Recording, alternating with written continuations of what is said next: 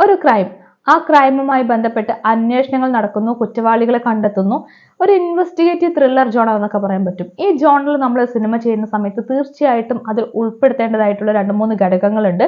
നിയമം, സമൂഹം, അതുപോലെ തന്നെ വിശാലവും പ്രതീകാത്മകവുമായിട്ടുള്ള കഥാപാത്രങ്ങൾ. ഇതൊക്കെ പഠനങ്ങൾ പറയുന്ന കാര്യമാണ്. എൻ്റെ അഭിപ്രായത്തിൽ നമ്മൾ ഈ ഒരു ജോണറിൽ ഒരു സിനിമ ചെയ്യുന്ന സമയത്ത്, ഒരു ഇൻവെസ്റ്റിഗേറ്റീവ് ത്രില്ലർ സിനിമ ചെയ്യുന്ന സമയത്ത് തീർച്ചയായിട്ടും ഉൾപ്പെടുത്തേണ്ടത് 2 ഘടകങ്ങളാണ്. ഒന്ന് വളരെ പവർഫുൾ ആയിട്ടുള്ള പെർഫെക്റ്റ് ആയിട്ടുള്ള സ്ക്രിപ്റ്റ് ആണ്, മറ്റൊന്ന് മേക്കിംഗ് ക്വാളിറ്റിയാണ്. ഇത് രണ്ടും ഓക്കെ ആയാൽ തന്നെ സിനിമ ഒരു 75% ഓക്കെ ആവുമെന്നാണ് ഞാൻ പ്രതീക്ഷിക്കുന്നതും വിശ്വസിക്കുന്നതും. ഏതായാലും ഈ 2 ഗുണങ്ങളും അടങ്ങിയ ഒരു സിനിമ ഞാൻ ഇന്ന് കണ്ടു. ചിത്രത്തിന്റെ പേര് ഗോളം എന്നാണ്. നവാഗതനായിട്ടുള്ള സംജാതാണ് സിനിമ സംവിധാനം ചെയ്തിരിക്കുന്നത്. ചിത്രത്തിന്റെ എഡിറ്ററായി വർക്ക് ചെയ്തിരിക്കുന്നത് മഹേഷ് ഭുവനേന്ദ്രാണ്. അതുപോലെ തന്നെ തിരക്കഥ എഴുതിയിരിക്കുന്നത് സംജാതും കൂടെ പ്രവീൺ വിശ്വംഭരനും ചേർന്നിട്ടാണ്.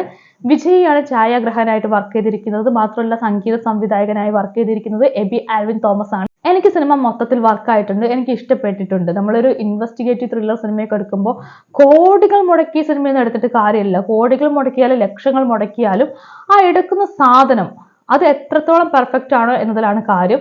പ്രത്യേകിച്ചും ഈ സിനിമ വലിയ ബഡ്ജറ്റ് മൂവിയൊന്നും അല്ല, പക്ഷെ ഈ സിനിമ എടുത്ത വിഷയത്തോടും ആ ജോണറിനോടും വലിയ രീതിയിൽ നീതി പുലർത്തിയതായിട്ട് എനിക്ക് ഫീൽ ചെയ്തിട്ടുണ്ട്.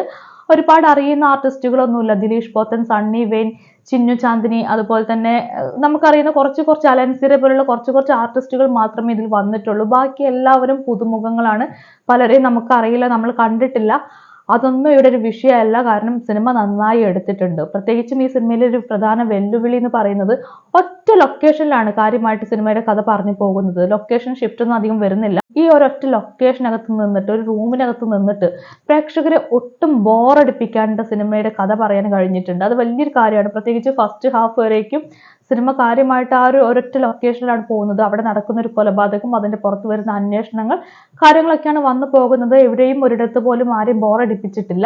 മാത്രമല്ല സിനിമയുടെ സ്ക്രിപ്റ്റിനകത്തുള്ള ഒരു ക്വാളിറ്റി എന്താണെന്ന് വെച്ച് കഴിഞ്ഞാൽ എല്ലാ കഥാപാത്രങ്ങൾക്കും കൃത്യമായിട്ടുള്ള സ്ക്രീൻ സ്പേസ് ഉണ്ട്. ഒരാൾ പോലും വെറുതെ വന്ന് പോയിട്ടില്ല. ചെറിയ കഥാപാത്രങ്ങളാവട്ടെ വലിയവരാവട്ടെ എല്ലാവർക്കും സ്ക്രീൻ സ്പേസ് എന്ന് പറയുന്നത് നല്ല രീതിയിൽ കിട്ടിയിട്ടുണ്ട്.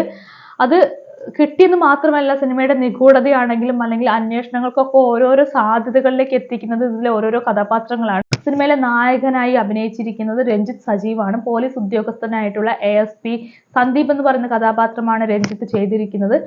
അടിപൊളിയായിട്ട് ചെയ്തിട്ടുണ്ട്. പുള്ളി ഒരു നായകനായിട്ട് ഞാൻ പുള്ളിനെ ആദ്യമായിട്ട് കാണുകയാണ്. പുള്ളി മുൻപ് കൽബ് സിനിമയിലൊക്കെ അഭിനയിച്ചിട്ടുണ്ട്. പക്ഷെ ഈ സിനിമയ്ക്കകത്ത് എനിക്ക് പുള്ളിയുടെ പെർഫോമൻസ് എനിക്ക് നല്ല രീതിയിൽ ഇഷ്ടമായി. ഒരു പോലീസ് ഉദ്യോഗസ്ഥൻ എന്നുള്ള ഒരു കഥാപാത്രം വളരെ പക്വതയോടെ പുള്ളി കൈകാര്യം ചെയ്തിട്ടുണ്ട്. അത് ബോഡി ലാംഗ്വേജ് കൊണ്ടാണെങ്കിലും, ഇനിയിപ്പോൾ നോട്ടം കൊണ്ടാണെങ്കിലും, പുഞ്ചിരി കൊണ്ടാണെങ്കിലും, നടത്തം കൊണ്ടാണെങ്കിലും എല്ലാ രീതിയിലും ആ കഥാപാത്രത്തിലേക്ക് പരമാവധി ചെന്നിറങ്ങാൻ രഞ്ജിത്തിന് കഴിഞ്ഞിട്ടുണ്ട്.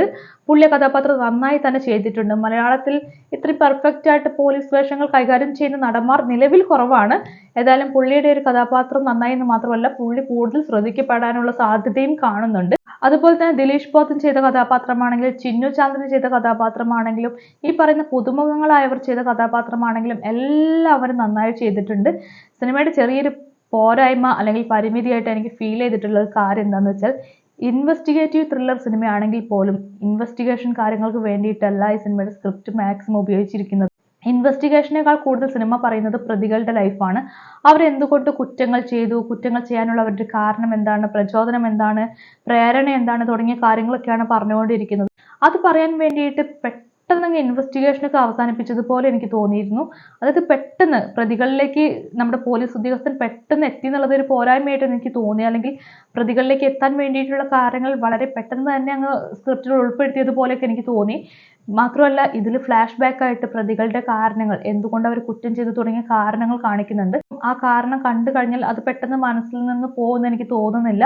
അതൊക്കെ ഇമോഷണലി കണക്ട് ആവുന്ന രീതിയിൽ തന്നെയാണ് കാണിച്ചിരിക്കുന്നത്. പ്രത്യേകിച്ചും ഈ അടുത്ത കുറച്ച് വർഷങ്ങളായി നമ്മുടെ സമൂഹത്തിൽ നടന്നിട്ടുള്ള പല കാരണങ്ങളെ അടിസ്ഥാനമാക്കിയിട്ടായിരിക്കാം ഈ സ്ക്രിപ്റ്റ് തയ്യാറാക്കിയിരിക്കുന്നത് എന്നാണ് ഞാൻ വിശ്വസിക്കുന്നത്.